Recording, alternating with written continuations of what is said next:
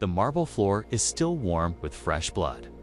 Livia Marcella, just 26 years old, kneels beside her husband's body as the silk of her stola soaks through with crimson. The scent of copper and iron mingles with the jasmine perfume she de-worn that morning prepared for a dinner party that will never take place. Through the bedchamber walls, she hears them, hobnailed boots echoing through palace corridors. Dozens of them, maybe hundreds. Each footstep a drumbeat of her new reality. Before we descend into this darkness together, if you appreciate content that reveals the hidden truths of history, consider subscribing and hitting the notification bell. Comment below telling me where in the world you are listening from. 17 minutes ago, she was Augusta Empress of Rome, wife to Gaius Aurelius Maximus, the most powerful woman in the known world. She commanded a household of 3,000 souls, received ambassadors from distant Parthia, and heard petitions from nervous senators. Only she could wear the imperial purple. Only she ate from plates of pure gold. Her bed was dressed in silks that traveled the entire length of the trade routes to reach her. Now, she kneels in her husband's blood while the men who murdered him take control of her palace. The purple that once protected her has become a death sentence. The door opens. He's tall, perhaps 45, wearing the distinctive armor of the Praetorian Guard, but with the red cloak that marks him as prefect. His face triggers recognition. State functions. Morning audiences were where her husband greeted his officers. Military dinners over wine and roasted peacock. Lucius Cassius Nerva. Until 17 minutes ago, he was sworn to protect her husband with his own life. Now he looks at her differently. Not with triumph, not with cruelty, something colder. The look of a man calculating what to do with an inconvenient remnant of the old regime. Augusta, he says, testing whether the title still means anything. My condolences on your husband's sudden illness. She glances at the body, stab wounds in the chest and abdomen. Defensive cuts where desperate hands tried to block blades, and blood pooled across half the floor. Is that what we're calling it? That's what the Senate will hear. The emperor succumbed to a fever. Quick, unpredictable. Despite the physician's best efforts, his death was peaceful. With his final breath, he named Titus Flavius Seius as his successor. My husband despised Seius. He was preparing treason charges, which is precisely why we acted when we did. Nerva steps closer, his boots leaving prints in the blood. Seius is 3 days' march from Rome with the Pannonian legions. He'll arrive to find peace, order, a smooth transition. He will be grateful to those who arranged this and me. She keeps her voice steady. What happens to the emperor's widow? Nerva's smile contains no warmth. That depends on your cooperation, on how valuable you prove, on how much trouble you cause during the interregnum. The interregnum? The period between your husband's death and Seius's arrival. 72 hours, give or take. During that time, the Praetorian Guard controls Rome. We control this palace. We control everything within these walls. The implication sinks into her chest like ice. 72 hours. 3 days when the man who murdered her husband will have absolute power over the imperial household, over the women who live here, over her. What do you want? Information. Your husband kept records, lists of suspects, evidence, plans. These documents would be problematic in the wrong hands. Tell me where they are, and if I do, you demonstrate cooperation.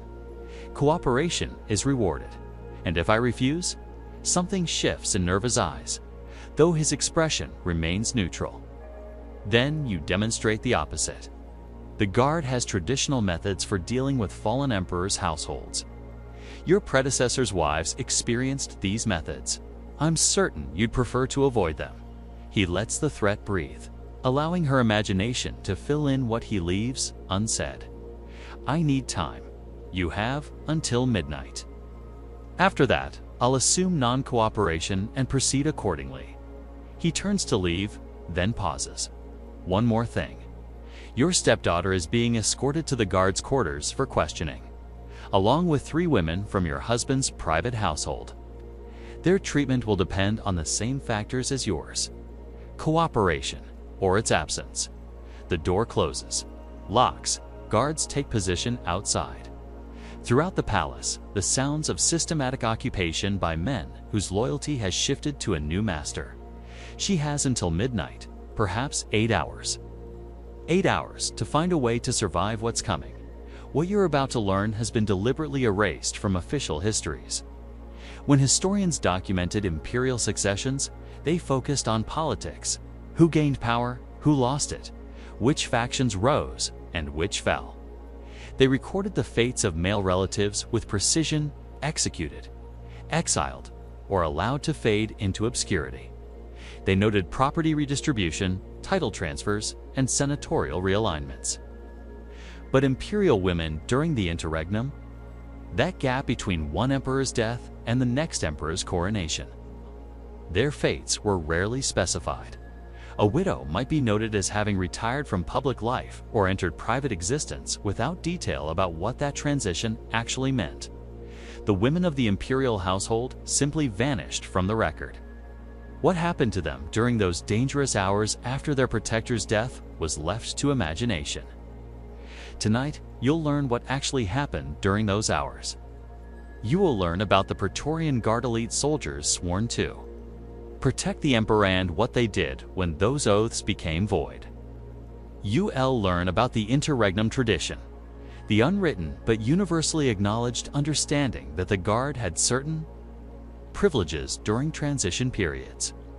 You'll learn about Livia Marcella, about what Prefect Nerva demanded, what she was willing to sacrifice to survive, and what happened to the other women of the imperial household during those 72 hours before the new emperor arrived. Subscribe to understand what really happened behind palace walls during Rome's most dangerous transitions. Comment below telling me where you're rewatching from, because the next 8 hours of Livia's life will determine whether she survives. I'm going to tell you exactly what she faced and what she did. But before I describe her choices and the horrors she witnessed, we need to go back. I need to explain why the Praetorian Guard wielded the power they did, how the interregnum tradition developed, and what it meant to be an imperial woman when the emperor died. Because you cannot understand what Livia faced without understanding the system that made her vulnerability inevitable. The Praetorian Guard was Rome's most powerful military force and, also, its most dangerous.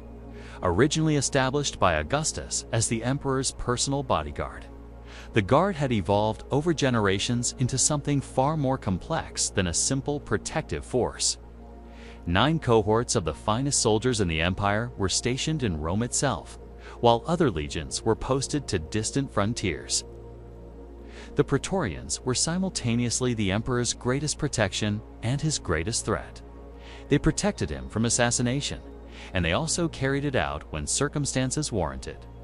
They ensured the stability of his reign, and they destabilized it when a new patron offered better rewards. They swore oaths of absolute loyalty, and they broke those oaths whenever breaking them proved more profitable than keeping them. By the time of Livia's husband's reign, the Praetorian Guard had killed more emperors than any foreign enemy: Caligula, Galba, Pertinax, and Elagabalus. The list of emperors who had died at their sworn protector's hands was long and instructive. Every emperor knew that the men guarding his bedchamber might become his executioners if the political winds shifted. But the Guard's power extended beyond assassination. During the interregnum, the period between an emperor's death and his successor's secure assumption of power, the Praetorians controlled Rome absolutely. No other military force was permitted within the city's sacred boundary. The Senate had no soldiers to enforce its decrees. The urban cohorts, Rome's police force, were subordinate to the Praetorian prefect. For those critical hours or days, the Guard was Rome's only effective authority. This created a tradition that the historians rarely discuss directly.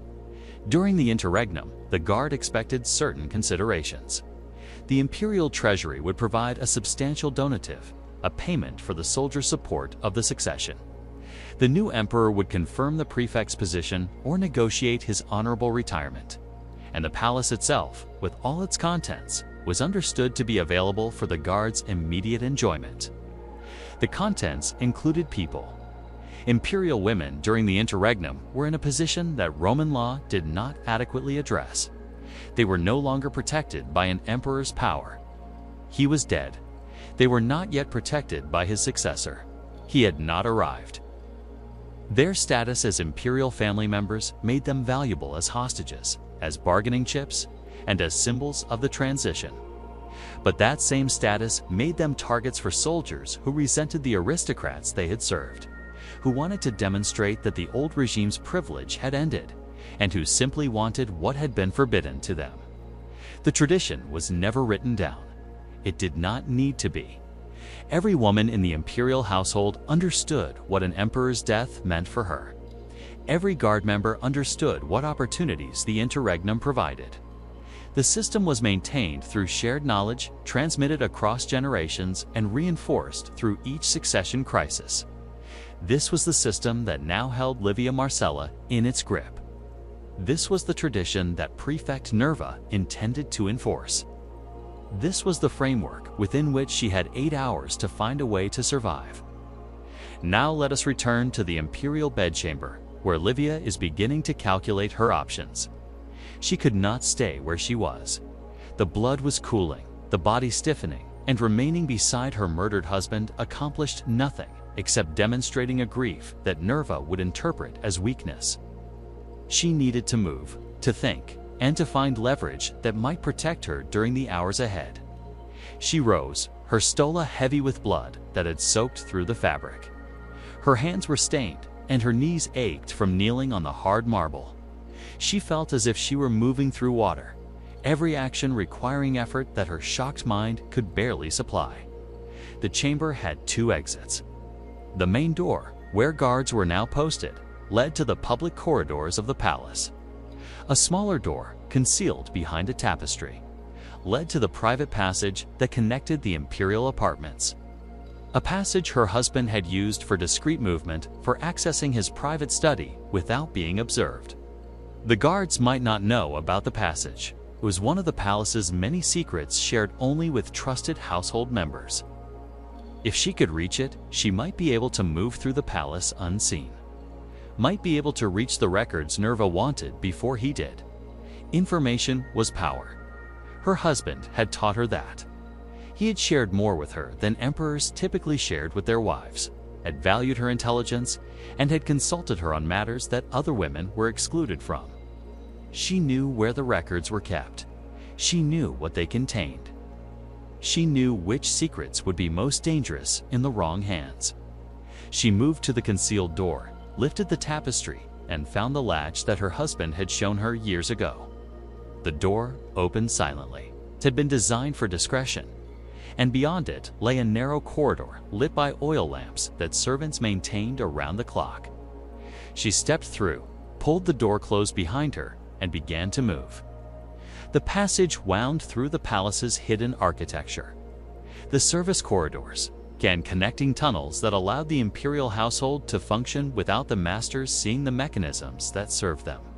She passed storage rooms and slave quarters, heard voices behind walls that she could not identify, and smelled cooking from kitchens that continued their work despite the assassination happening floors above. The household did not know yet, or perhaps they knew and were pretending not to, continuing their routines because routine was safe, because acknowledging the change meant confronting what it meant for them.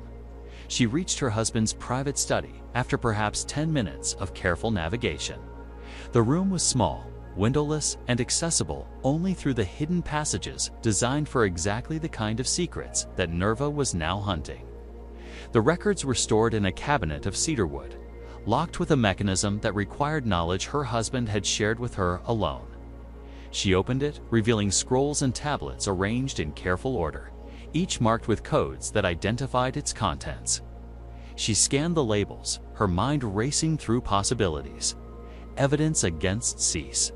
Yes, that was here. But Cease was arriving in 3 days and would destroy it himself. evidence against senators who had opposed her husband. Useful, perhaps, but not immediately valuable for her survival. Evidence against the Praetorian Guard. She stopped. Her fingers had found a scroll marked with a code she recognized. It contained her husband's documentation of irregularities in the Guard's finances. Evidence that Prefector Nerva had been skimming from the donatives, redirecting funds that should have gone to common soldiers into his own accounts. This was leverage. The common soldiers of the Guard were loyal to their own interests, not to their prefect. If they learned that Nerva had been stealing from them, his position would collapse. He would be torn apart by his own men. She took the scroll. She also took 2 other pieces of evidence of Nerva's communications with Cease before the assassination, proving that the prefect had planned the murder rather than responding to circumstances. Proof of conspiracy could be as valuable as proof of theft, depending on who received it.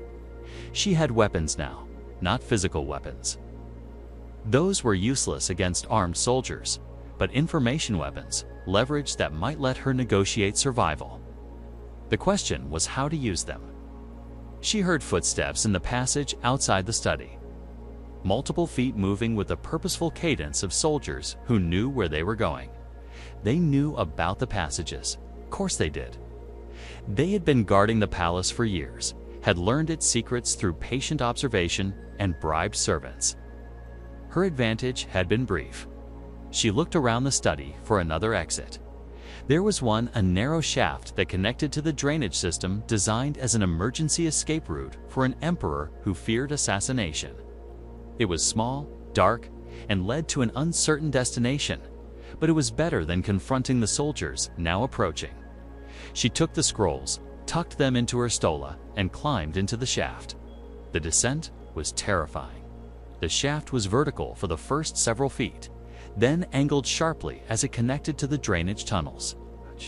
She scraped her hands and knees on rough stone, tore her clothing on protrusions she could not see, fought the panic that came from descending into absolute darkness toward unknown dangers. When she finally emerged, she was in a tunnel that smelled of sewage and stagnant water. Dim light filtered from somewhere ahead, grates that opened to the surface perhaps, or oil lamps maintained by the slaves who serviced the system. She was beneath the palace in the infrastructure that Rome's elite pretended did not exist. She was alive, free for the moment, carrying information that might save her. But she was also alone, filthy, trapped in tunnels she did not know. While above her, the Praetorian Guard controlled everything she had ever relied upon. She began to move toward the light. The tunnels led her to an unexpected destination. After perhaps an hour of careful navigation following the flow of water, choosing passages that seemed to lead upward, avoiding the sounds of movement that occasionally echoed through the system, she emerged through a grate into a courtyard. She recognized the Temple of Vesta, the sacred precinct where Rome's eternal flame was tended by virgin priestesses who answered to no one except the Pontifex Maximus. And the Pontifex Maximus was dead. Her husband had held that title along with his imperial powers. The Vestals were, for the moment, without formal authority over them.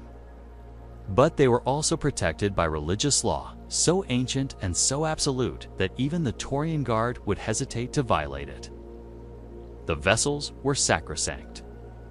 Anyone who harmed them faced execution by methods so severe that Rome's hardened soldiers feared them. The precinct itself was asylum. Anyone who reached it could claim sanctuary that tradition required the priests to honor. Livia pulled herself through the grate and collapsed on the paving stones of the courtyard. She was exhausted, filthy, her clothing ruined, and her hands bleeding from the crawl through the tunnels. But she was in sanctuary. She was, for the moment, safe. A figure appeared in the doorway of the temple, a woman in white robes, perhaps 50 years old, with the bearing of someone who had spent decades in religious service. The Virgo Maxima, the chief of the Vestals, whose authority within this precinct was absolute. Augusta, the woman's voice was calm, unsurprised, as if blood-soaked empresses regularly emerged from her drainage system. "We had heard of your husband's illness. I see the reports were incomplete." The reports were lies. He was murdered by the Praetorian Guard. Prefect Nerva is hunting for me. I claim sanctuary. The Virgo Maxima studied her for a long moment. Sanctuary is traditionally granted. But traditionally, those who claim it are not carrying documents that could determine the imperial succession. Livia's hand went involuntarily to the scrolls hidden in her stola. How did you know? You came through the tunnels rather than the gates. You are carrying something you could not bring openly, and you are intelligent enough to understand that your survival depends on having something valuable to trade. She gestured toward the temple entrance. Come inside. We should discuss your situation where we cannot be observed. The interior of the Temple of Vesta was unlike any other space in Rome. The sacred flame burned at the center, tended by priestesses whose entire existence was dedicated to maintaining its continuity. The walls were lined with sacred objects, relics from Rome's founding items whose religious significance made them untouchable by secular authority. And there were chambers beyond the public area's private spaces where the Vests lived and worked and kept secrets that even emperors could not access. The Virgo Maxima led Livia to one of these chambers, a small room furnished with simple elegance. She gestured for Livia to sit, then took a seat across from her. I am Claudia Quinta, the Virgo Maximus said. I have held this position for 23 years. In that time, I have seen 4 emperors die and 4 successions accomplished. I know what happens during the interregnum. I know what you are facing. Then you know I need help. I know you need leverage. Help is more complicated. Claudia's eyes were sharp, assessing. What do you have? Livia removed the scrolls from her stola and placed them on the table between them. Evidence that Prefect Nerva has been stealing from the guard's treasury. Evidence that he conspired with Cease to assassinate my husband before my husband could prosecute Cease for treason. Claudia examined the scrolls without touching them. The financial evidence could destroy Nerva. The guard would kill him themselves if they knew he had been stealing their donatives. The conspiracy evidence is less immediately useful. Cease will arrive as emperor regardless, and he will hardly prosecute his ally for helping him gain the throne. But the financial evidence alone might be enough. Enough for what exactly? Claudia leaned forward. Let us be precise about your goals, Augusta. What do you want to achieve in the next 72 hours? Livia had been thinking about this question since she emerged from the tunnels. Her immediate survival was essential, but survival meant different things depending on how the succession unfolded. I want to live, she said. Not just survive the interregnum, but live afterward with some measure of security and independence. I do not want to become Caesar's hostage, his trophy, his demonstration of dominance over my husband's legacy. That is ambitious. Cease will want to display his control over the previous regime. A former empress living independently undermines that display. Which is why I need leverage that extends beyond the interregnum. Something that will make Cease prefer my independence to my subjugation. Claudia nodded slowly. You are thinking clearly. That is good. Many women in your position would be paralyzed by grief and fear, but clear thinking requires accurate information. Let me tell you what I know about your situation. She rose and moved to a cabinet at the room's edge, removing a scroll that she brought back to the table. The Praetorian Guard has approximately 9,000 men in Rome.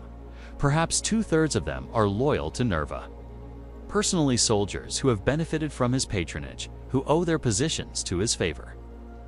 The remaining third are loyal to the Guard's traditions and their own interests, which may not align with Nerva's plans. So, the evidence of his theft could split the Guard. It could, but releasing that evidence carelessly would create chaos that might benefit no one. The Guard might fragment into factions. Rome might see street fighting that kills civilians, and you might be caught in the middle with neither faction having reason to protect you. Then how do I use the evidence?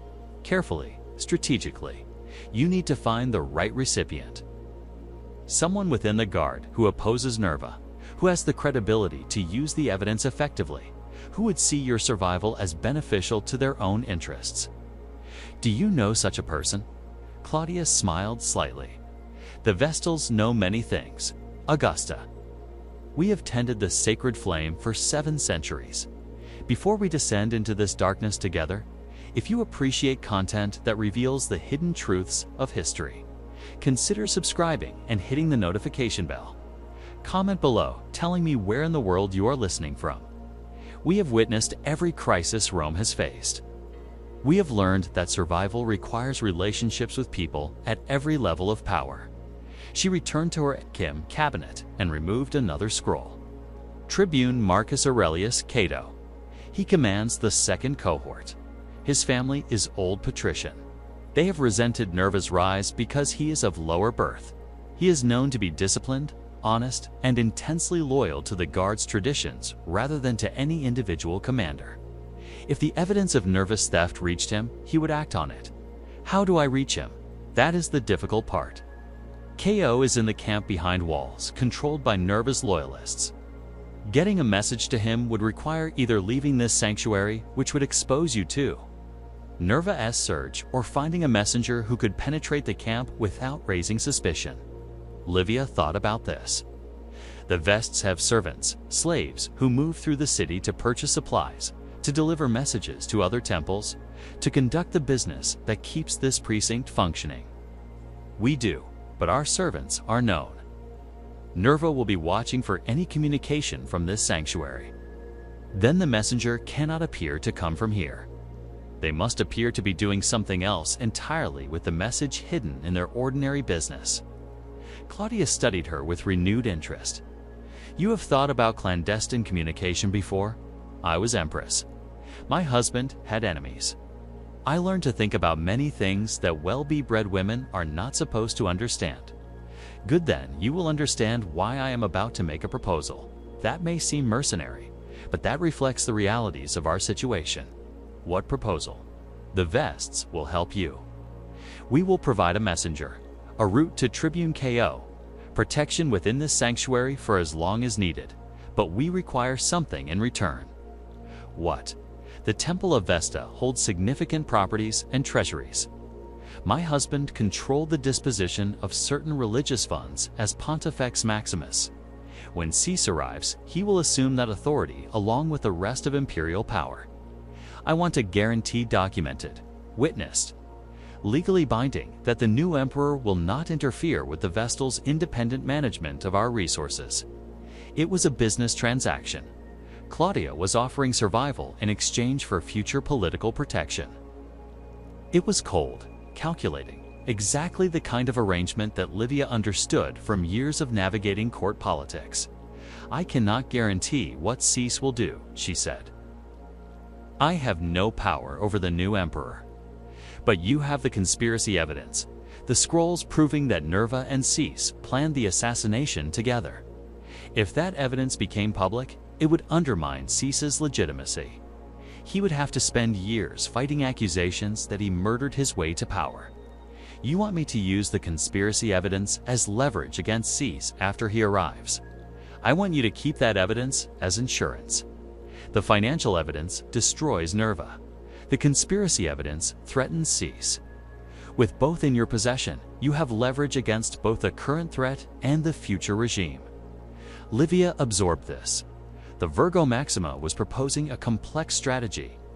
Use one piece of evidence now to survive the interregnum. Hold the other piece for future bargaining power.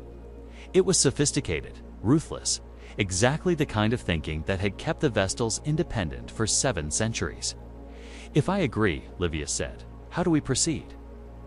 First, we clean you up. You cannot negotiate effectively while covered in blood and sewer filth. Then we draft the documents that formalize our arrangement. Then we send the messenger to Tribune KO, and then we wait to see whether our strategy succeeds or whether we need to improvise. The next 3 hours were spent on preparation.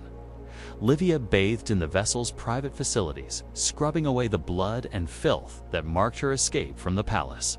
She was given clean clothing, not the purple of an empress, which would mark her as a target, but the simple white of a religious supplicant that would help her blend into the temple's population. While she bathed, Claudia's scribes prepared the documents.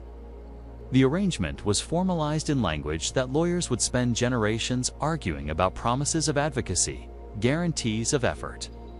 The carefully hedged commitments that powerful people made when they wanted to create obligations without specifying exactly what those obligations required.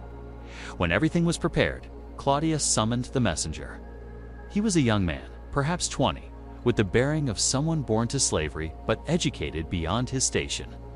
His name was Tursus, and he had been serving the Vestals since childhood. More importantly, he had connections throughout the city, family members who worked in various households, friends from the slave quarters of different estates, a network of relationships that let him move through Rome's hidden social infrastructure. "You understand what we need?" Claudius said to him. A message to Tribune KO delivered without anyone knowing it came from here. The message must reach him personally, not through intermediaries who might report to Nerva. And you have a way to accomplish this. My cousin serves in the guard's camp kitchens. She has access to the officers' mess. If I can reach her, she can put the message where KO will find it during his evening meal. Can you reach her without being observed? The camp suppliers enter through the service gates. I have worked those gates before when the temple needed provisions that required camp sources. I am known to the guards there, not as a Vestal servant, but as a general provisioner. I can enter legitimately. Livia listened to this exchange with growing hope. The plan was plausible. The messenger was capable. The network he described was exactly the kind of hidden infrastructure that made Rome's rigid social hierarchy actually function. "The message," she said. "What exactly should it say?" Claudia looked at her. "That is for you to decide, Augusta. You understand the evidence. You understand what KO needs to know. Write the message that will persuade him to act." They brought her writing materials, papyrus, ink. A stylus that felt strange in her hand after the golden implements she had used as empress. She thought for a moment about what to say, how to compress the evidence and the appeal into words that would reach KO's sense of honor and self-interest simultaneously. Then she began to write. "Tribune Marcus Aurelius KO, you do not know me, but I know you by reputation. You are said to be a man of honor, loyal to the guard's traditions rather than to any individual commander. I am writing to you because the guard's traditions are being betrayed by the man who currently commands it. Prefect Lucius Cassius Nerva has been stealing from the donative treasury for at least 3 years. He has diverted funds meant for common soldiers into his personal accounts. He has used guard resources to enrich himself while his men receive less than their due. I have documentary evidence of these thefts. Account records, transfer documents, testimony from treasury officials who were forced to cooperate with his schemes. This evidence is currently in safekeeping, available to anyone with the authority to investigate. I am Livia Marcella, widow of Emperor Gas Aurelius Maximus. I am currently in sanctuary, hiding from Nerva's search because I possess this evidence and others that threaten his position. I am offering you the opportunity to be the instrument of justice, to expose Nerva's crimes to the guard, and to remove a commander who has betrayed the men under his authority. In exchange, I ask only that you guarantee my safety during the interregnum. Not power, not wealth, not position, only life and the freedom to live it. If you wish to pursue this matter, send a reply through the messenger who delivered this letter. Time is short. Nerva is searching for me, and when he finds me, the evidence will be destroyed along with any hope of justice. I am trusting you with my life, Tribune. I hope that trust is not misplaced. Livia Marcella Augusta." She finished the letter and handed it to Terse, who read it quickly, nodded, and concealed it in his clothing. "I will leave immediately," he said. "If everything goes well, I should be back before midnight with KO's response. And if everything does not go well," Teresa's met her eyes directly, "then I will not come back at all. Nerva's men are everywhere. If I am caught, I will be questioned. I will try to resist, but everyone breaks eventually. You should be prepared for the possibility that your hiding place becomes known." He left. Livia watched him go, aware that she had placed her survival in the hands of a slave she had met 30 minutes ago, that the entire plan depended on connections and loyalties she could not verify, that she might have just condemned herself by trusting people she did not know. "Now we wait," Claudia said. "I suggest you rest. Whatever happens next, you will need your strength." She could not rest. The small chamber the vessels provided was comfortable.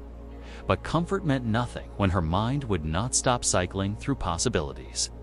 She thought about her husband, about the 17 years of marriage that had ended in blood on a marble floor. She thought about her stepdaughter, Aurelia, 19 years old, who was now in the guard's custody being questioned. She thought about the 3 women of the private household, her husband's concubines. Women she had resented during his life, but who were now fellow victims of the same catastrophe. She thought about what the interregnum tradition meant for them. What the guard did to imperial women when emperors died. She had heard stories. Everyone in Rome had heard stories, though they were told in whispers and denied in public.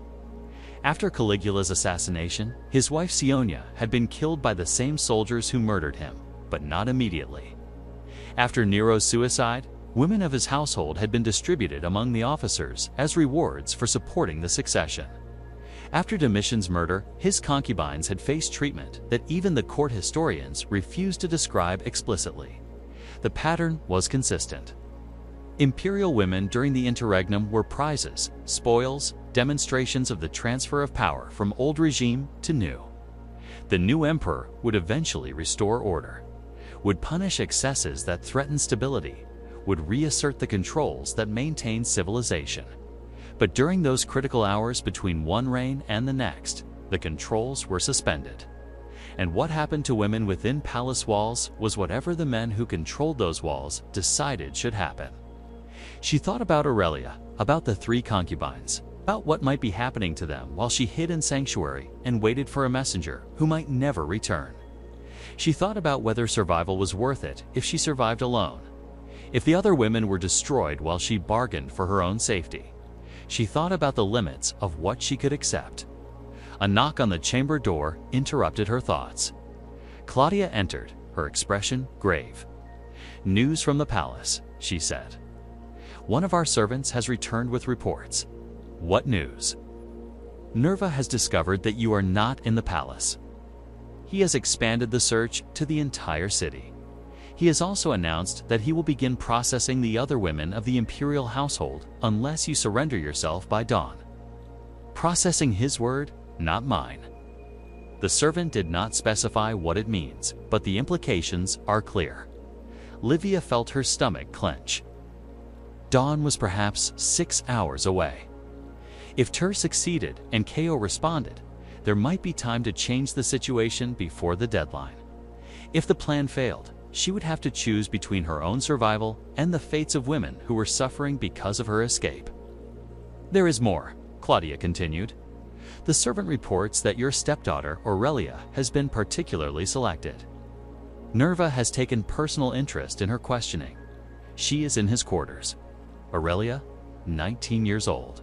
Beautiful in the way that imperial daughters were always beautiful, with the best cosmetics, the finest clothing, the careful cultivation that prepared them for strategic marriages.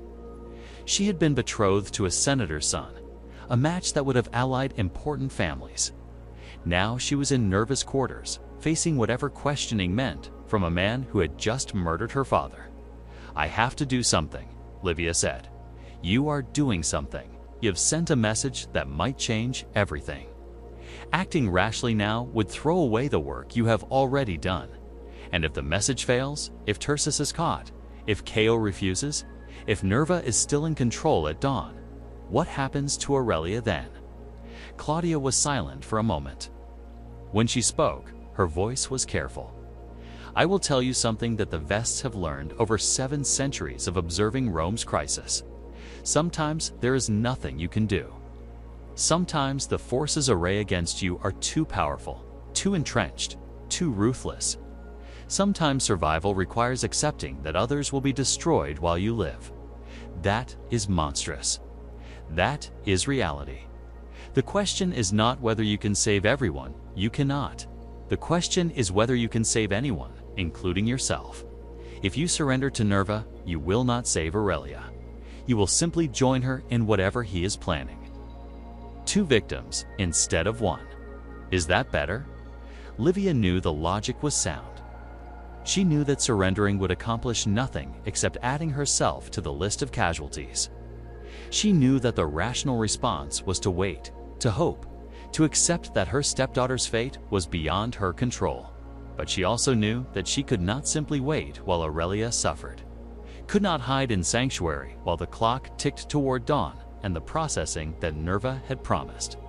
Is there any way to reach Aurelia? She asked. Any way to communicate with her, to let her know that help might be coming. The palace is locked down. No one enters or leaves without Nerva's permission, but servants still move within it. The household still functions. Food is prepared. Chambers are cleaned. The mechanisms of daily life continue. Claudia studied her. What are you thinking? I am thinking that Nerva has thousands of soldiers, but he still relies on slaves to cook his food and clean his quarters. I am thinking that the palace slave network knows things that the Taurians do not, and that some of those slaves might be willing to help if they believed help was possible. You want to contact slaves in the palace. How? Our messenger is already on his mission to the camp. You must have other messengers, other connections. The vessels have been in Rome for 7 centuries. You must have relationships throughout the city's servant population. Claudia considered this. We have connections, yes, but using them to contact the palace directly is extremely risky. If Nerva discovered that we were interfering in his control of the imperial household, even our religious protection might not save us. I am not asking you to act against Nerva directly. I am asking you to send a message to slaves who already hate him who might be willing to help. Aurelia, if they knew that help was possible, who might slow the processing even if they cannot stop it entirely. And what would this message say? Livia thought about it. That the evidence against Nerva exists.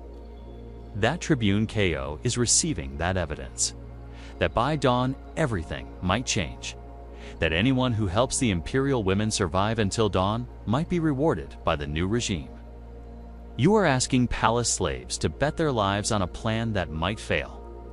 I am giving palace slaves a reason to hope that things might change. Hope is powerful. Hope makes people take risks they would not otherwise take. If even a few slaves in the palace believe that Nerva's fall is possible, they might act in ways that by time Claudia was silent for a long moment. Then she rose. Wait here. I will see what can be arranged. The next 2 hours were the longest of Livia's life. She waited in the small chamber, listening to the sounds of the temple. The quiet footsteps of Vestals moving through their nocturnal routines. The crackle of the eternal flame that could be heard even from this distance. The occasional voice raised in prayer or conversation. Normal sounds, peaceful sounds. Utterly disconnected from the terror that was consuming the palace several hundred yards away. She thought about her husband. Their marriage had been political, arranged by families for dynastic purposes, but over 17 years it had become something more. Not love. Exactly. Not the passionate attachment that poets celebrated. But partnership, understanding, the comfortable alliance of 2 people who had learned to navigate power together. He had valued her intelligence. He had shared secrets that emperors usually kept from their wives. He had treated her as an equal in private, whatever role she played in public. Now he was dead, murdered by men who had sworn to protect him, and she was hiding in a temple while those same men hunted her. The partnership that had defined her adult life was over. Whatever came next, she would face it alone. She thought about what next might look like if she survived. Cease would be emperor. He had no reason to love her. She was the widow of the man he had conspired to murder. The best she could hope for from him was indifference, permission to retire from public life to some remote estate where she would not threaten his legitimacy. The worst? She did not want to think about the worst. A knock at the door interrupted her thoughts. Claudia entered, and behind her was Turs. He was alive. He was back. And the expression on his face suggested that he carried news. "Tell her," Claudia said. Turs stepped forward. He looked exhausted, his clothing dusty from hard travel, but his eyes were bright with something that might have been triumph. "Tribune Ko has agreed to act. He is assembling loyal officers for a meeting at the 4th hour. He wants the evidence delivered to that meeting." He agreed just like that. Not just like that. He questioned me extensively. He wanted to know how I could verify that the evidence was genuine, that this was not a trap by Nerva to identify his enemies. I told him that the Vestals were involved, that the Virgo Maxima had guaranteed the authenticity. He knows the Vestals do not lie in matters touching their oaths, and he trusts that. He trusts that the Vests have survived for 7 centuries by never making promises they could not keep. If the Virgo Maximus says the evidence is real, it is real. Livia looked at Claudia. "You vouched for me?" "I vouched for the evidence.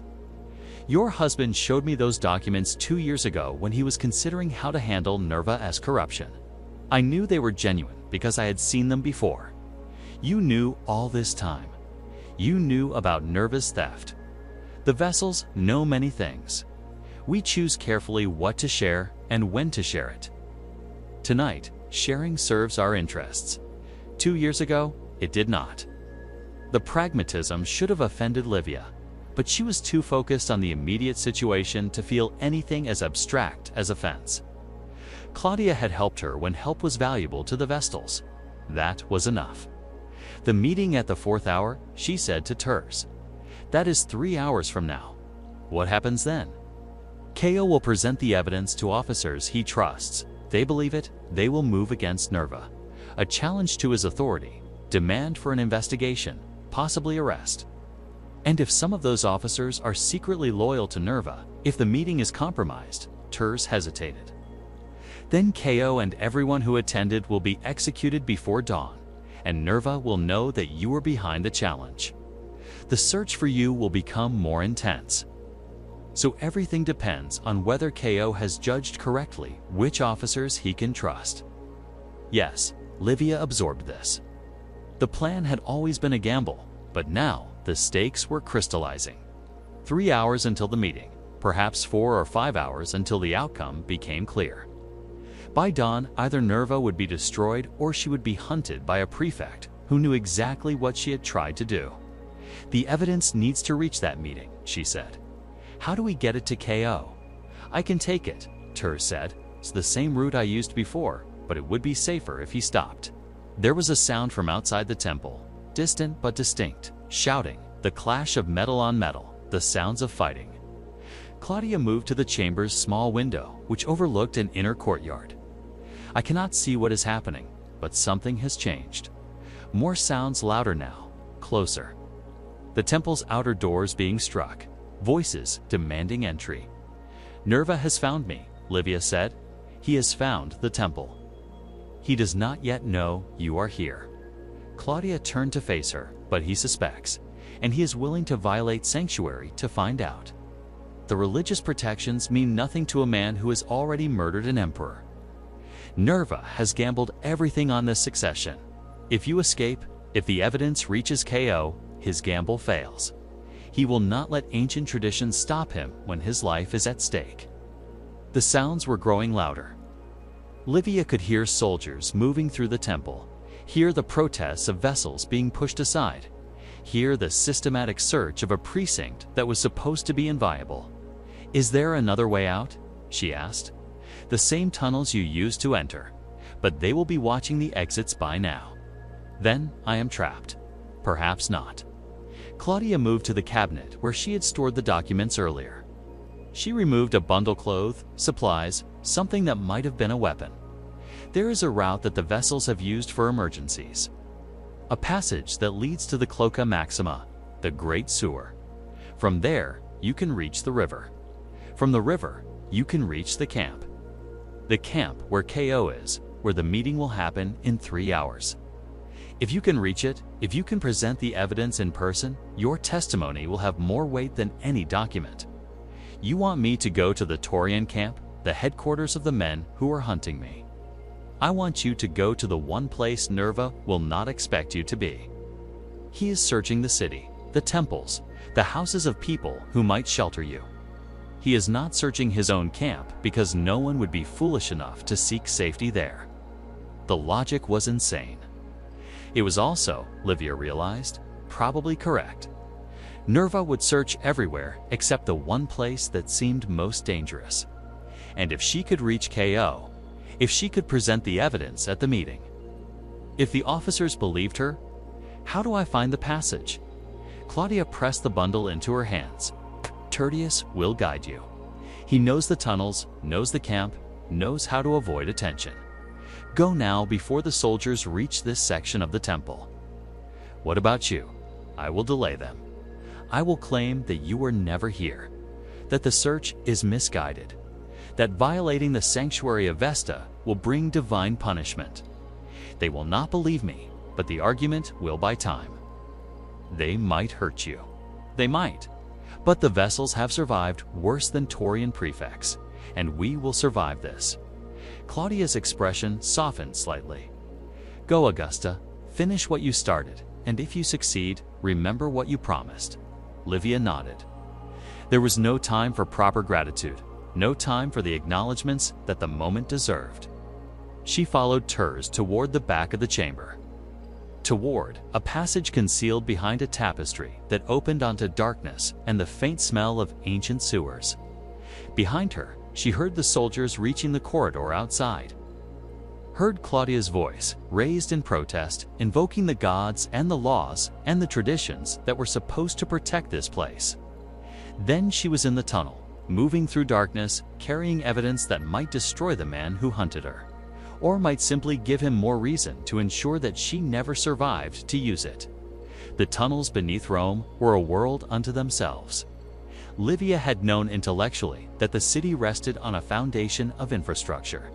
Sewers, aqueducts, drainage channels, the hidden systems that made urban life possible. But knowing and experiencing were different things. Moving through the darkness with Turs as her guide, she felt as if she had descended into another reality, a shadow Rome that existed beneath the surface of the city she had known. The Cloaca Maxima was the largest of the sewers, a tunnel so vast that a person could walk upright through most of its length.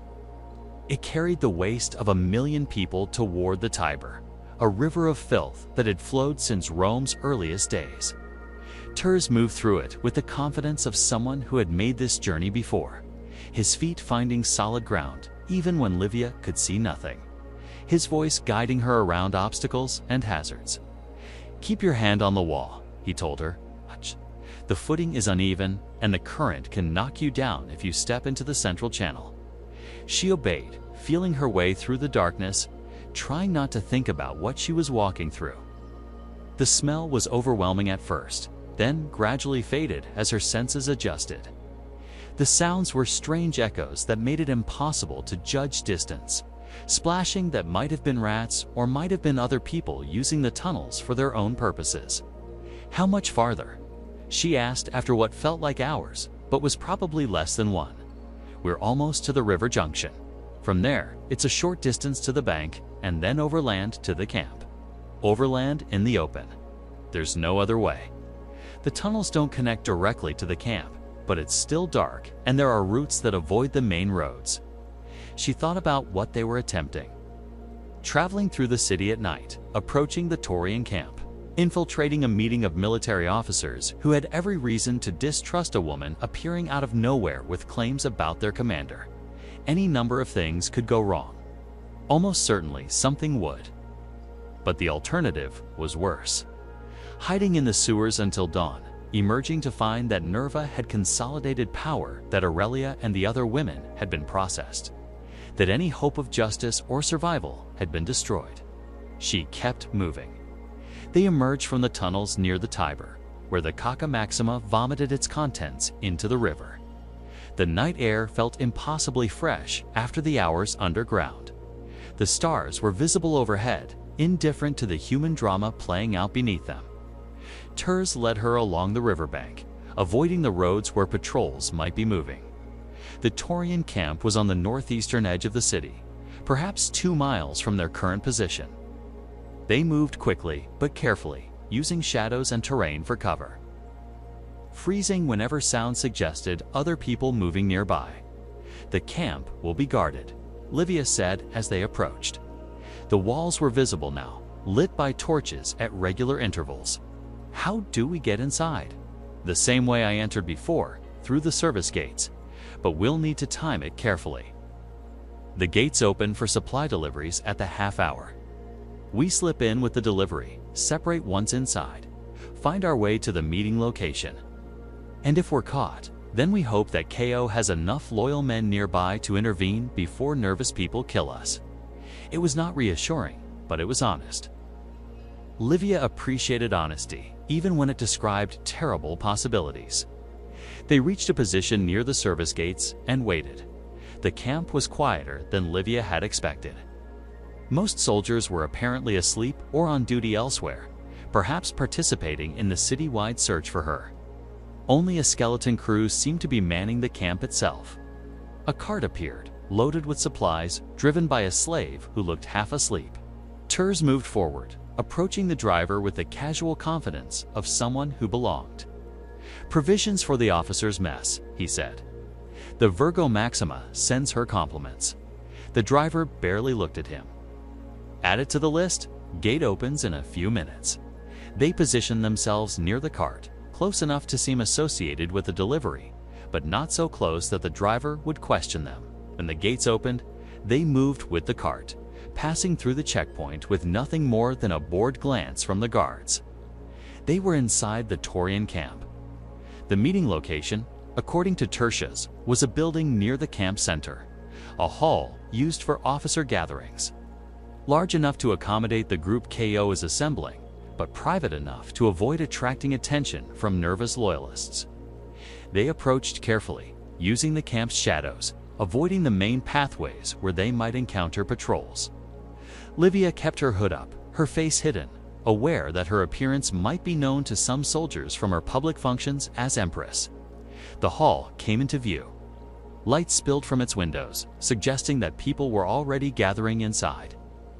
Guards stood at the entrance, soldiers whose loyalties were presumably with KO, but whose reactions to an unexpected visitor could not be predicted. "I'll approach first," Tur said. "Explain who you are, why you're here. They accept the explanation, I'll signal for you to come forward. And if they don't, run back the way we came. I'll try to delay them." He moved toward the entrance. Livia watched from her hiding spot, her heart pounding, her body tensed for flight. She saw Turs speak to the guards, saw their initial surprise, saw one of them disappear inside, presumably to consult with KO about this unexpected development. A long pause. Then the guard returned, spoke to Turs, and gestured toward where Livia was hiding. She had been seen. The moment had arrived. She stepped forward, crossed the open ground to the entrance, and entered the building that would determine whether she lived or died. The hall contained perhaps 30 men, all of them officers, all of them looking at her with expressions ranging from curiosity to suspicion to outright hostility. At the center of the group stood a man she presumed was Tribune Co., middle-aged patrician features, the bearing of someone who expected to be obeyed. "You are Livia Marcella," he said. It was not a question. "I am." "You have evidence against Prefect Nerva." "I do." She reached into the bundle Claudia had given her, removed the scrolls she had carried through the sewers and across the city. Financial records showing that he has been stealing from the donative treasury for at least 3 years.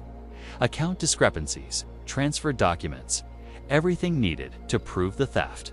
She placed the scrolls on a table at the hall's center. The officers leaned forward, curious despite their suspicion. "Why should we believe these documents are genuine?" one of them asked. "You are the widow of the man Nerva killed. You have obvious reasons to fabricate evidence against him. The documents bear treasury seals that only the prefect and the emperor have access to. The account numbers match the guard's official records.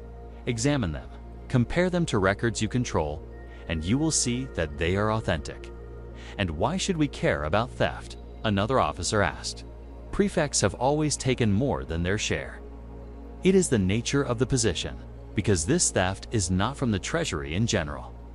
It is from the donative, specifically from the payments that are supposed to go to your men.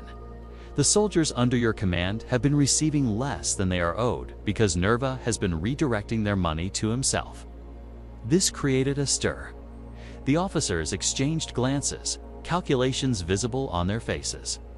The common soldier's loyalty was the foundation of any military career. If those soldiers learned that their commander had been cheating them, no amount of patronage or political maneuvering would save him. If this is true, Cato said slowly, it changes everything. But verification will take time. Time that you do not have if Nerva discovers where you are. I'm not asking for time. I am asking for action. You have the evidence. You have officers here who can confirm its authenticity. Arrest Nerva now, tonight, before he can destroy me or the other women he is holding. Arrest the Taurian prefect on the word of a fugitive widow. That is a bold demand. It is a necessary demand. Every hour you delay is an hour that Nerva uses to consolidate power, to eliminate witnesses, to prepare for the new emperor's arrival in a way that makes his position unassailable. Act now, and you have a chance to shape what comes next. Wait, and you will spend the rest of your careers serving a man who has stolen from your troops. Cato studied her for a long moment. She could see the calculation happening, the weighing of risks and rewards, the assessment of whether her evidence was genuine, the consideration of what action might mean for his career and his life. There is something else, she said. Something I did not include in the written message. What? I have additional evidence. Documents proving that Nerva conspired with Cease to assassinate my husband. Not circumstantial evidence, direct correspondence, planning documents. The entire conspiracy laid out in detail. The room went silent. If that evidence became public, she continued, it would destroy Cease's legitimacy as surely as the financial evidence destroys Nerva. The new emperor would spend years fighting accusations that he murdered his way to power. The guard's reputation would be tainted by association. Where is this evidence? Cato asked. Hidden, safe. I did not bring it because I do not want to use it. Not unless I have no other choice. Cease is arriving regardless. He will be emperor regardless. I do not want war with him. I want accommodation. What kind of accommodation? A guarantee of my safety and independence? Permission to retire from public life to an estate of my choosing. The same consideration for the other women currently in Nerva's custody. My stepdaughter, my husband's concubines, anyone else who has been victimized during this interregnum. You are bargaining for survival. I am bargaining for lives, not just my own, everyone's. Help me destroy Nerva, and I will ensure that the conspiracy evidence never surfaces. Cease arrives to find his enemy already removed, his path to power clear, his reign unstained by accusations of murder. That is worth something. The officers were murmuring among themselves now, absorbing the implications of what she was offering. The conspiracy evidence was leverage that could reshape the entire political landscape. In the right hands, it was power that exceeded what any of them had expected to encounter. Ko raised a hand for silence. You are asking us to move against the prefect based on evidence we have not verified on behalf of a woman who has every reason to lie with consequences that could destroy all of us if we are wrong. Yes. And in exchange, you offer to suppress evidence that could threaten the new emperor to protect us from the consequences of supporting the wrong side to guarantee outcomes that you may not have the power to guarantee. Yes, why should we trust any of this? Livia met his eyes directly. Because I am standing here in your camp, surrounded by armed men with nothing except my word and these documents. If I were lying, if this were some elaborate trap, what possible purpose would it serve? Nerva already controls the palace. He already has the other women. He does not need to trick you into revealing yourselves. He could simply wait for Cease to arrive and execute anyone he suspects of disloyalty. Then why are you here? Because I want to live. Because I want Aurelia and the others to live. Because the only way I can achieve those goals is to find someone willing to act against Nerva before he destroys us all. You are that someone, Tribune. You and the men in this room. The question is whether you have the courage to act. A long silence. Ko looked around the room, reading the faces of his officers, gauging their willingness to take the risk she was proposing. Then he spoke. Verify the documents. Compare them to the records we control. If they match, if the theft is real, we move against Nerva at dawn. Dawn may be too late. He has threatened to begin processing the imperial women by then. Then we move at first light as early as verification permits. He looked at her with something that might have been respect. You have taken an enormous risk coming here, Augusta. I hope for all our sakes that it proves justified. The next 3 hours were spent on verification. Officers with access to the guard's financial records compared them to the documents Livia had provided. The match was precise account numbers, dates, amounts, the specific details that would be impossible to fabricate without insider knowledge. The theft was real, documented beyond reasonable doubt. As the verification proceeded, Livia learned more about the situation in the palace. Messengers had been moving between the camp and the city, carrying reports that painted a picture of escalating danger. Nerva had intensified the search after the temple's violation failed to produce her. He had arrested several people suspected of helping her, including servants from the vast precinct. He had announced that processing would begin at dawn if she did not surrender. Most disturbing, the report specified what processing meant. The imperial women would be given to the common soldiers as rewards for loyalty during the transition. Not to officers who might be expected to exercise some restraint, but to common soldiers who would exercise none. This was the interregnum tradition in its most brutal form. Women of the imperial household distributed like plunder. Their bodies a demonstration that the old regime had fallen, and the new one rewarded its supporters. Livia thought about Aurelia, thought about the concubines. Women she had barely known had resented during her marriage, but who were now facing the same horror she had escaped. Thought about whether any of them would survive until dawn. Until the verification was complete. Until Ko moved against Nerva. How much longer? She asked the officer, reviewing the documents. Another hour, perhaps? The records are extensive, and we must be thorough. Nerva, said Dawn, the sun rises in less than 2 hours. We are working as fast as we can. She wanted to scream at them, to demand that they move faster, to make them understand that every minute of delay might mean another woman's destruction. But she knew that pressure would not help. That verification required the time it required. That acting on incomplete certainty could destroy everything they were trying to accomplish. She waited. She watched the eastern sky for signs of light. She prayed to God she was not sure she believed in for time that might not exist. Dawn was perhaps 30 minutes away when Ko called the officers together. The documents are verified, he announced. Nerva has been stealing from the donatives for at least 3 years. The amounts are substantial enough that every man in the guard has been shortchanged significantly. Then we move. One of the officers asked. We move, but we must be strategic. Nerva still has loyalists in the camp and in the city. If we move openly, he might escape or rally support. We need to isolate him, arrest him before he can respond. How? A summons. We tell him that the officers have met and agreed to support his authority during the interregnum. We invite him to the hall to formalize this support. When he arrives, we arrest him. He'll be suspicious. Why would we summon him in the middle of the night? We tell him we've caught the fugitive Augusta, that she's here in custody, that we wanted him to be present when we delivered her. Ko looked at Livia. You'll need to play a role. Bound, guarded, presented as a captive. When Nerva arrives, when he's inside and surrounded, we reveal the truth. You want to use me as bait. I want to use you as a distraction. Nerva wants you more than he wants anything else right now. If he believes you've been captured, he'll come. If he comes, we can arrest him without fighting. That would alert his loyalists.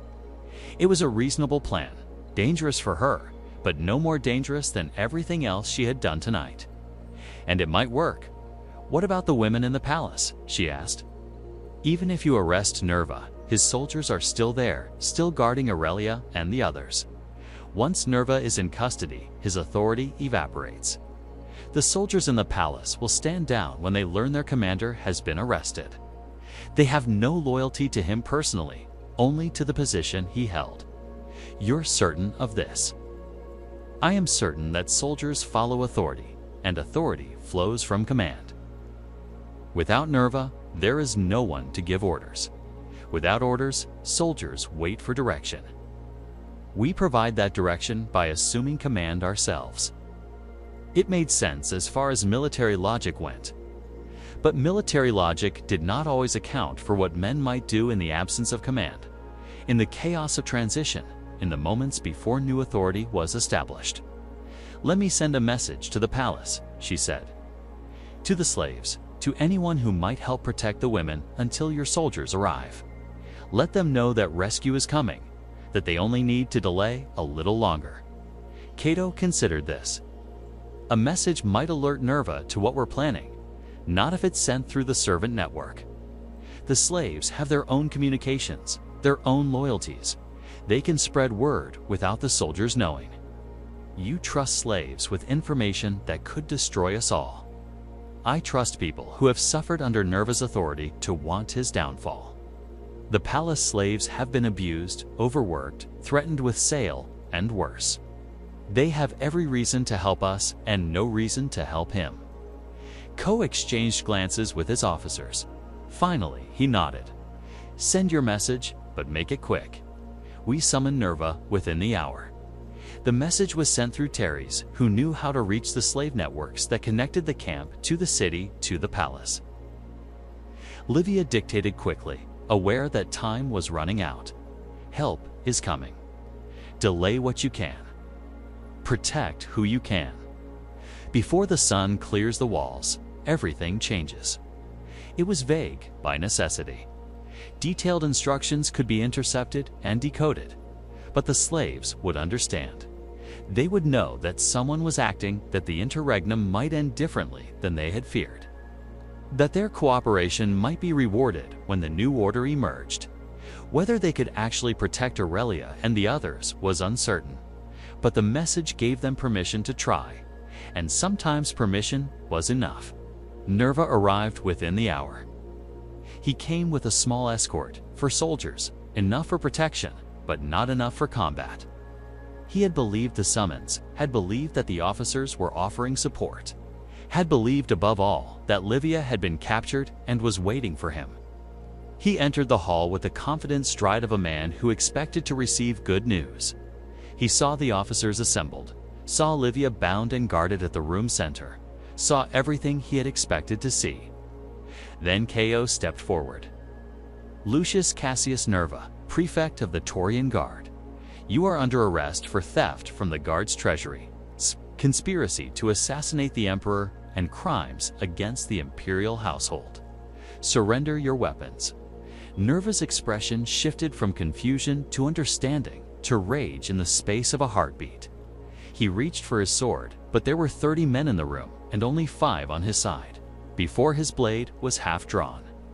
He was surrounded, his escort disarmed, his authority collapsed. This is treason, he snarled. Cease will have you all executed. Cease will thank us for removing a commander who stole from his troops, Ko replied. The evidence is comprehensive, Nerva. Account records, transfer documents, everything needed to prove what you've done. The common soldiers will learn today what you took from them. I don't think you'll survive long enough to see Cease arrive. The threat was clear. The Guard had its own justice for commanders who betrayed their troops.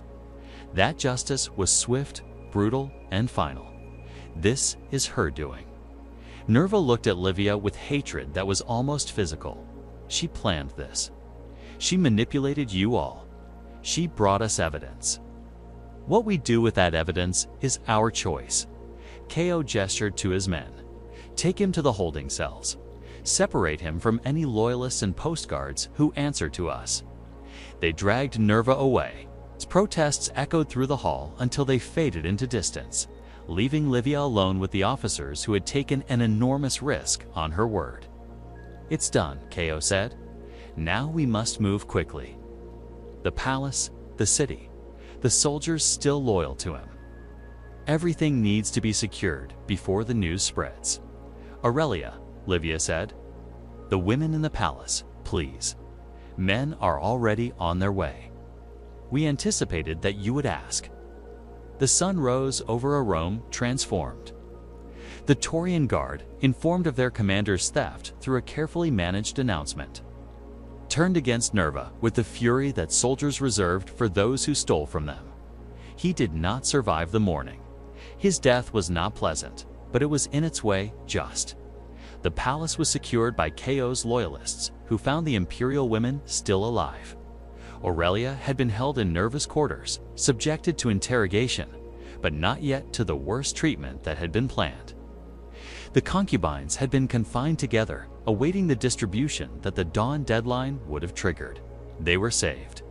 By perhaps 30 minutes, by the margin between first light and sunrise, they were saved. Livia was reunited with her stepdaughter in the palace's main hall, surrounded by soldiers whose loyalties had shifted overnight. Aurelia was pale, shaken, bearing marks that suggested the interrogation had not been gentle. But she was alive. I didn't know if you would come, Aurelia said. I didn't know if anyone would. I was never going to leave you. Livia held her stepdaughter, feeling the girl's trembling slowly subside. I made promises I couldn't keep and sacrifices I couldn't avoid, but I was never going to leave you. Cease arrived 3 days later to find a city at peace and a succession already accomplished. He was presented with Nerva's crimes and Cato's loyalty. He was informed that the guard had acted to preserve order and to protect the new emperor's legitimacy. He was offered the support of officers who asked only that he confirm their positions and reward their service. He accepted. He had no choice. The alternative was fighting a guard that already controlled the city, which would have been costly and uncertain. Better to embrace allies who had made his path easier, whatever their motivations. Livia was granted her request, retirement to an estate in the provinces with income sufficient for comfortable independence. Aurelia accompanied her, choosing family over the political marriages that might have restored her position. The concubines were given smaller provisions, enough to establish modest households far from the palace they had served. The conspiracy evidence. The documents proving Cease's complicity in her husband's murder remained with Livia, hidden but not destroyed. Insurance against future threats, leverage that the new emperor knew existed, even if he never saw it. They reached an understanding. Cease and Livia, he would not pursue her. She would not expose him. Both would live with the knowledge of what the other possessed. The mutual deterrence that maintained stability when trust was impossible. It was not justice. Her husband's murder went unpunished. His killer now wearing the purple that should have been worn by someone who earned it legitimately. But it was survival. It was protection for Aurelia and the others. It was the best outcome available from a situation that had offered nothing but terrible options. Livia lived for another 23 years on her provincial estate. She watched from a distance as Cease consolidated power as the empire's politics continued their eternal churning. As new emperors rose and fell in the patterns that made Roman history so repetitive. She received occasional visitors, old allies, former servants, people who remembered what she had done during the interregnum and wanted to acknowledge it. She wrote her account of those 72 hours. Not for publication, not during her lifetime, but for the record. a document that preserved what had actually happened when her husband died and the guards seized control of the palace. The document was copied by a secretary and preserved in a private archive where it survived the centuries that destroyed so much else from that era. This is how we know what the Praetorian Guard did to the emperor's wife when he died. Not from official histories, which recorded only that the succession proceeded smoothly and the widow retired from public life, but from Livia's own testimony written in the years after her escape, preserved by the accident of archival survival. She described the interregnum tradition in terms that the historians avoided. She documented nervous threats, the conditions in the palace, the processing that had been planned for the imperial women. She explained what happened when emperors died. Not the political transitions that official accounts recorded, but the human reality of women suddenly rendered vulnerable to men who had been restrained only by imperial authority. She described what she had done to survive. The bargains, the manipulations, the calculated use of information as a weapon. She did not present herself as a hero. She had made compromises that heroes would have refused, had traded principles for survival in ways that still troubled her years later. But she had lived, and living had permitted her to protect others. That was enough. It had to be enough. Remember Livia Marcella? Remember the empress who knelt in her husband's blood, who fled through sewers and tunnels, who infiltrated the camp of the men who hunted her, who presented evidence that destroyed a prefect and saved the women he intended to destroy. Remember that her survival required 72 hours of constant danger, constant calculation, constant willingness to risk everything for outcomes she could not guarantee. Remember that she succeeded not through heroic combat, but through intelligence, through bargaining, through the ruthless deployment of information against men who had swords and armies.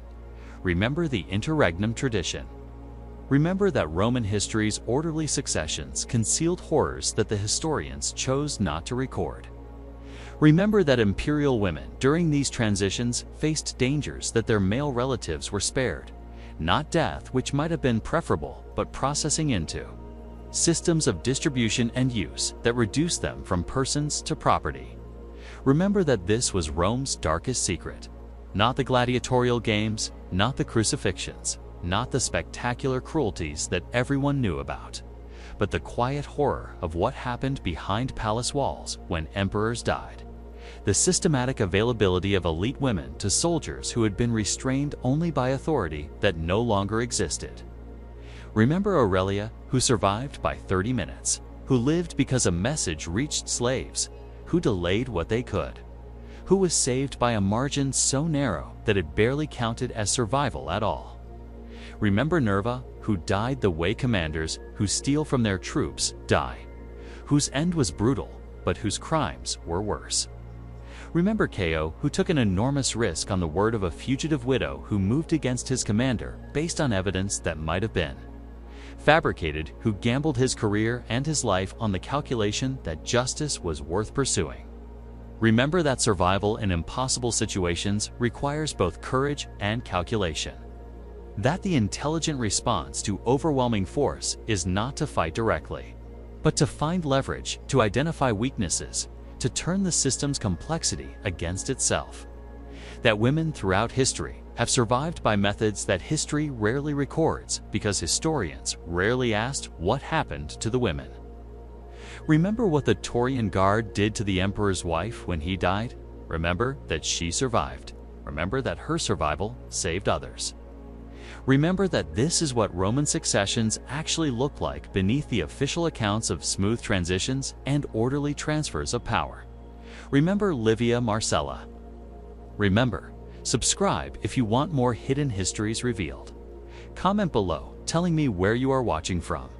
Share this video with anyone who thinks they understand Roman history from the stories of emperors and legions. Because the emperors are only part of the story. The legions are only part of the story. The real story, the one the historians preferred not to tell.